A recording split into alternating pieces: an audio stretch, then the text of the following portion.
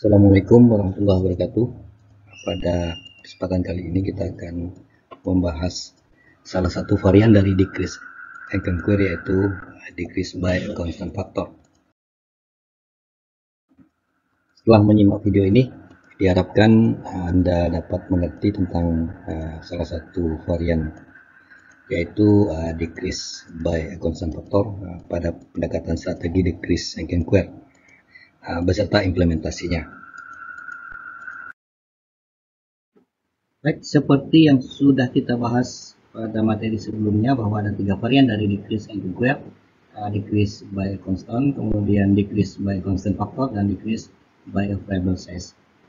Pada kesempatan ini kita akan membahas yang kedua, decrease by a constant factor, di mana ukuran instan persoalan direduksi sebesar faktor konstanta yang sama di setiap iterasi algoritma. Nah, biasanya faktor konstanta ini sama dengan 2. Artinya jika konstantanya 2, maka di setiap iterasi subproblem itu selalu dibagi 2 subproblem lagi. Jadi pembagiannya itu dari ukuran problem utamanya itu kemudian dibagi 2, kemudian dicari bagian yang memungkinkan adanya solusi, kemudian subproblem tersebut dibagi 2 lagi, demikian seterusnya. Coba langsung menuju ke contoh kasus untuk lebih mengerti tentang varian decrease by a constant factor. Ini ada suatu persoalan yang cukup populer, yaitu persoalan mencari koin palsu. Diberikan n buah koin yang identik, ada beberapa koin tapi satu diantaranya adalah palsu. Asumsikan koin yang palsu itu mempunyai berat yang lebih ringan daripada koin yang asli. Jadi misalnya ada 100 koin, ada satu koin di antara 100 koin tersebut yang palsu yang beratnya lebih ringan daripada koin yang asli. Nah, untuk mencari yang palsu disiapkan sebuah timbangan yang sangat teliti. Nah, bagaimana kita mencari koin yang palsu dengan cara penimbangan? Nah, caranya yang pertama, kita bagi himpunan koin menjadi 2 subhimpunan, masing-masing n per 2 koin. Jadi misalnya tadi ada 100 koin, kita bagi 50-50. Jika n-nya ganjil, misalnya ada 101 koin, maka satu buah koin tidak dimasukkan ke dalam kedua subhimpunan. Jadi misalnya 101 koin, misalnya ada 101 koin, ini satu koinnya ini kita simpan, jadi tinggal 100 ini kita bagi 50-50. Demikian juga jika nilainya misalnya 99, jadi berapapun nilainya, kalau ganjil kita simpan satu koin, kemudian kita bagi 2 sisanya.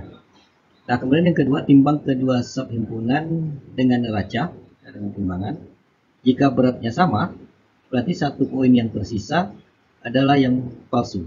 Jadi misalnya tadi ada 101 koin, kemudian yang 100 koin kita timbang, kita bagi 50-50. Kalau ini beratnya sama, maka yang palsu adalah yang kita simpan tadi. Nah, kemudian jika beratnya tidak sama, misalnya yang sebelah kanan ini lebih berat daripada yang di sebelah kiri. Ini beratnya ya. Maka proses untuk membagi subhimpunan yang beratnya lebih ringan itu diulangi terus. Jadi salah satu koin sampai salah satu koin di dalamnya itu palsu. Demikian seterusnya. Nah, sekarang sebelum masuk ke algoritma dan pemrogramannya, kita coba ilustrasikan persoalan koin palsu tersebut. Jadi misalnya kita punya sebuah array, ya, anggaplah ini array bernama C misalnya. Di sini array C ini ada 1, 2, 3, 4, 5, 6, 7, 8, 9 indeks. Ada 9 indeks. Nah, kita mencoba mencari sebuah nilai ya, di mana nilai tersebut hanya 1 dan lebih kecil daripada bilangan-bilangan yang lainnya. Di sini sebagai contoh, bilangan yang lain atau yang mayoritas itu adalah bilangan 5. Kita ini anggap ilustrasi sebagai koin yang asli, sedangkan ada sebuah indeks yang bernilai 4 di sini, lebih kecil dari 5, kita anggap itu adalah koin palsunya. Nah, sekarang bagaimana cara kita menemukan nilai 4 tersebut berada pada indeks keberapa? Dianggap bahwa nilai tersebut random, bisa saja berada pada indeks manapun. Menurut algoritma yang sudah dibahas tadi ya, yang pertama kita harus membagi dua dulu, membagi dua subproblem. Jadi kita cari dulu nilai K. Nilai K bisa kita cari dengan B1 ditambah B2, kemudian dibagi dengan 2. Div 2 jadi diambil nilai integernya. Nah, di sini B1 itu adalah indeks pertama, B2 indeks 9. Berarti 1 ditambah 9, kemudian didivkan dengan 2. Jadi 10 div 2 itu sama dengan 5. Berarti nilai K-nya ada pada indeks 5. K-nya ada pada indeks 5. Nah, kemudian tadi algoritmanya, jika N-nya sama dengan ganjil, jadi jika N-nya ganjil, N ini adalah jumlah indeks yang atau problem, ada berapa anggota himpunannya. Kalau dia ganjil, maka simpan satu, salah satu, kalau tadi koinnya berarti di sini salah satu indeksnya. Ya, kalau berarti di sini ada 9, berarti ganjil, maka di sini yang kita simpan satu. Misalnya di sini supaya gampang kita simpan yang indeks yang paling awal, yaitu di sini indeks 1. Indeks 1 ini dipisahkan. Jadi yang kita bandingkan adalah indeks 2, 3, 4, 5 sini dengan 6, 7, 8, 9. Nah, kemudian di sini kalau koin tadi kita timbang, kita cari yang paling ringan, ya tentu saja kalau dengan nilai begini kita tinggal jumlahkan saja. Kita jumlahkan nilainya ya, setiap indeks. Berarti di sini ada yang kiri ada 20, sedangkan yang sebelah kanannya ada 19. Dan di sini berarti yang sebelah kanan itu lebih ringan ataupun lebih kecil daripada sebelah kiri. Nah, selanjutnya karena kita menggunakan prinsip decrease and inquire, berarti kita tidak lagi memproses subproblem yang kita anggap bukan solusi. Berarti di sini bukan solusi lagi. Jadi kita tinggal memproses subproblem yang satunya. Nah, tadi di dalam algoritmanya, jika ganjil, kalau berat antara dua subproblem ini sama, maka yang palsunya ada di yang kita pisahkan. Tapi karena ini tidak sama, berarti yang palsu ada di subproblem yang paling ringan. Berarti ini harus dicari lagi yang di sini sekarang. Ini tadi indeksnya adalah 6, 7, 8, 9.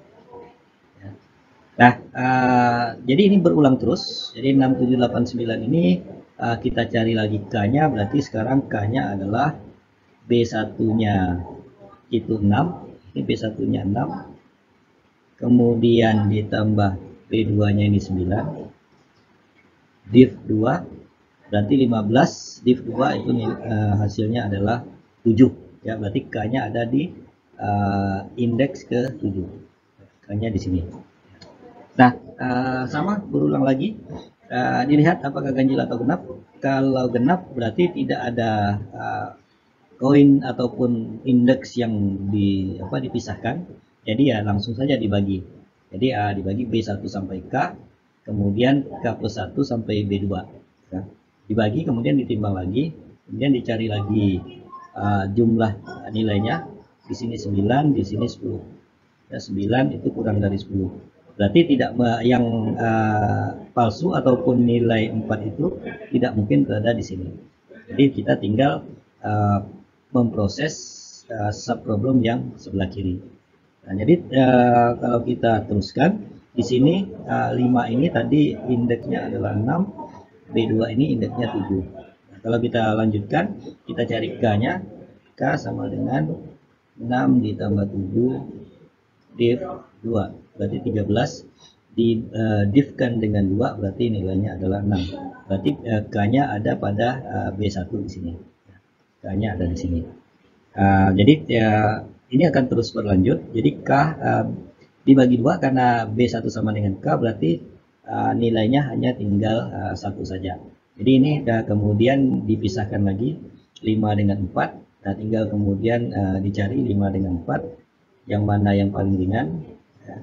Kalau ini 5 dan 4 maka yang paling kanan adalah yang ringan. Yang ringan. Kemudian tinggal ini kita tidak lakukan lagi, tinggal yang sebelah kanan yaitu 4. Nah, kalau nilainya tinggal 1, ya, tinggal 1 atau B1-nya sama dengan B2, berarti ini tinggal hanya ada satu anggota saja. Berarti kita sudah temukan nilai yang kita cari, yaitu ada satu nilai yang lebih kecil daripada nilai-nilai yang lainnya, atau kalau ilustrasi koin berarti ini adalah koin yang palsu. Dari pembahasan tadi kita coba bahas bagaimana algoritmanya. Tadi sudah kita bahas bahwa ada beberapa kondisi yang harus diperhatikan. Yang pertama tadi kondisi saat nilainya sudah ditemukan itu tepat jika jumlahnya tinggal 1, ya, atau B1-nya sama dengan B2, ya. Jadi di sini kondisi yang pertama, if n sama dengan 1 maka nilainya itu langsung kita kembalikan, berarti ini sudah selesai, ya. Dimana returnnya itu nilainya adalah nilai B1-nya, ya.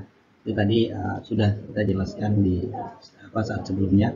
Yang baris di atas ini hanya untuk mencari n saja. N itu berarti jumlah jumlah anggota di subproblemnya, yaitu B2 min B1 ditambah 1, ya. Nah, kemudian kalau tidak, ya ini kondisi 1. Kalau n-nya masih lebih dari 1 berarti terus dibagi terus, ya. Harus dibagi terus sampai dapat n-nya sama dengan 1. Nah, jika n-nya lebih dari 1, itu yang kita lihat jumlah datanya tadi, ya. Jumlah datanya apakah ganjil atau genap, ya. Kalau jumlahnya ganjil, ini kita anggap kondisi kedua. Kemudian di sini else di bawahnya ini kondisi yang ketiga, ya. Ini berarti jumlah kalau dia genap. Nah, sekarang kalau ganjil gimana? Seperti tadi sudah dijelaskan, kita cari dulu nilai K-nya, nilai tengahnya B1 ditambah B2 div 2, ya. Kemudian kita mencari berat kiri dan berat kanannya untuk kita bandingkan, ya. Nah, berat satunya tadi itu supaya lebih gampang, ini kita buat satu fungsi yang lain, yaitu fungsi untuk mencari berat, di mana fungsi yang berat ini itu menjumlahkan array yang ada dari B1 sampai B2. Jadi misalnya di sini ada B1, B1-nya di sini, misalnya B2-nya di sini, ya. Misalnya di sini ada 3, kemudian di sini 2 misalnya, atau supaya tidak bingung, kita gunakan nilai yang sama. Di sini misalnya 4, di sini 5, di sini 5. Fungsi berat ini untuk menjumlahkan semua nilai pada subproblem. Jadi jumlahnya di sini ada 14. Itu maksud dari fungsi berat. Nah, di sini berat 1, ya, kita kembali ke sini. Berat 1 itu adalah berat dari koin ini adalah array-nya, ya, array-nya diambil dari B1 plus 1, K. Mengapa B1 dimulai dari B1 plus 1, K? Ya, karena kalau ganjil tadi B1-nya kita pisahkan. Ingat, kalau ganjil misalnya di sini ada 3, maka yang 4 ini kita pisahkan dulu, ya. B1-nya kita pisahkan, tinggal kita bandingkan dua nilai yang berikutnya. Makanya kita mulai berat 1 itu mulainya B1 plus 1, bukan dari B1. Kemudian berat 2-nya itu dari K plus 1 sampai B2. Ya, ini jadi di sebelah kanannya, ya. Nah, tadi sudah dijelaskan juga, jika berat 1 dan berat 2, jadi jika nilai sebelah kiri sama dengan sebelah kanan, ya, maka nilai yang palsu itu adalah yang disimpan tadi, yang B1. Jadi kalau beratnya sama, maka kita sudah pasti dapat nilainya. Yang palsu itu adalah yang palsu itu berada pada B1. Tapi kalau tidak sama,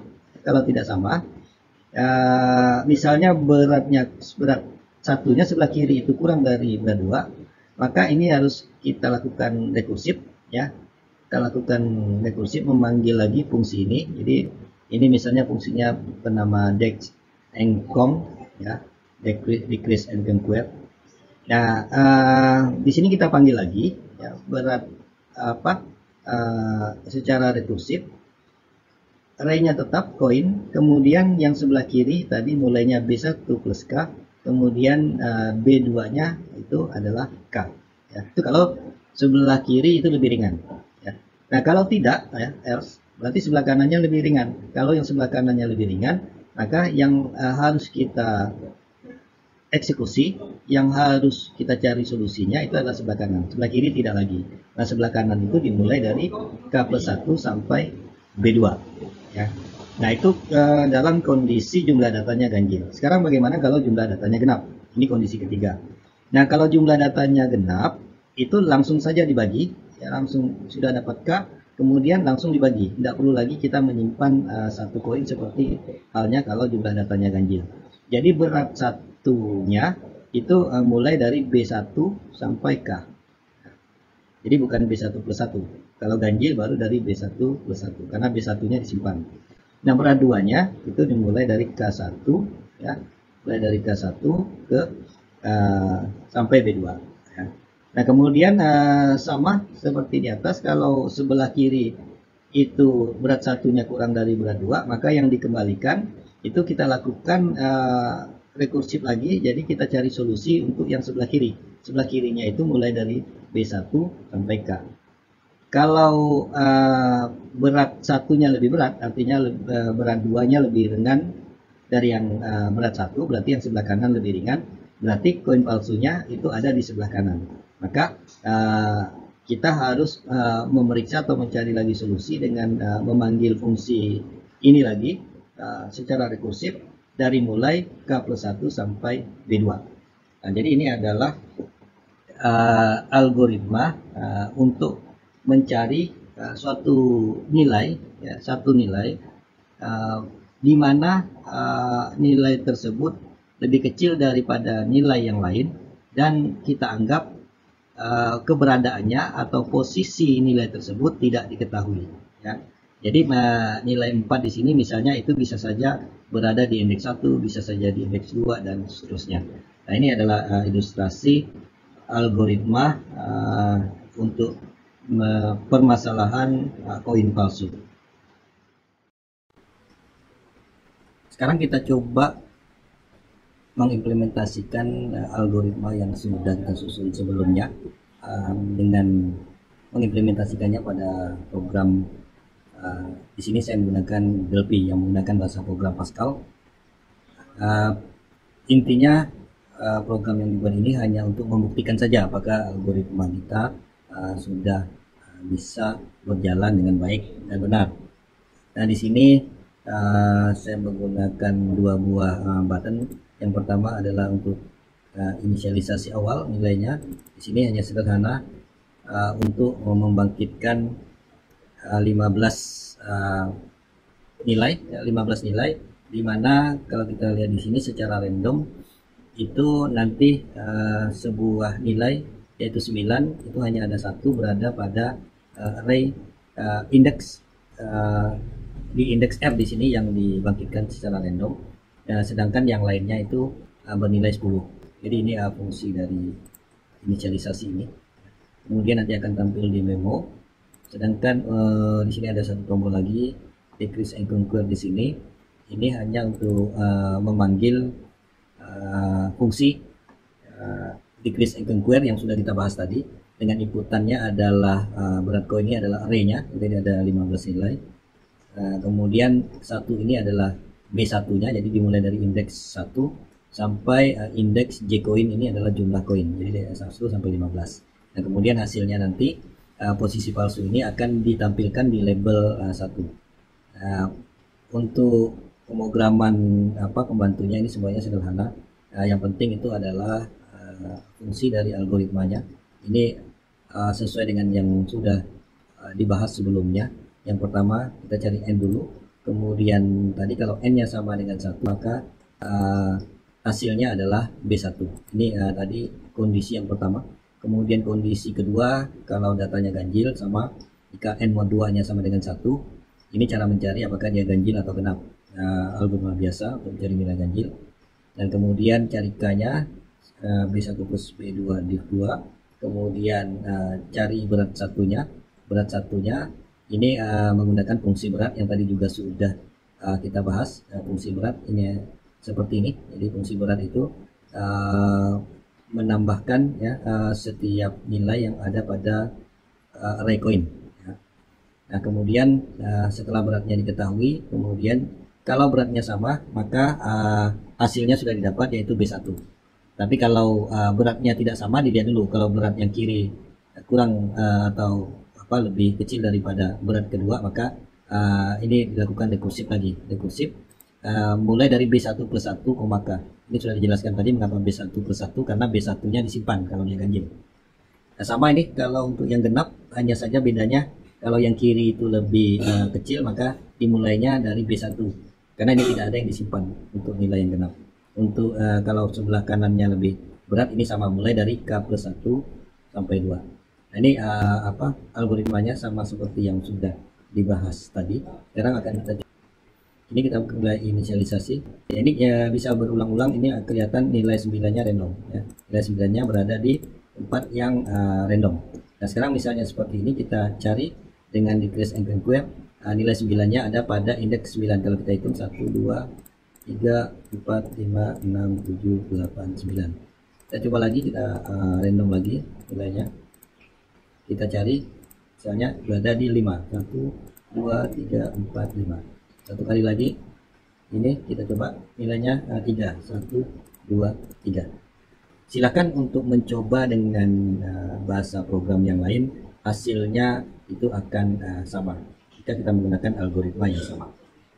Demikian semoga pembahasan kita tentang salah satu varian dari decrease and conquer ini bisa dimengerti dan bisa diterima manfaatnya. Terima kasih. Assalamualaikum warahmatullahi wabarakatuh.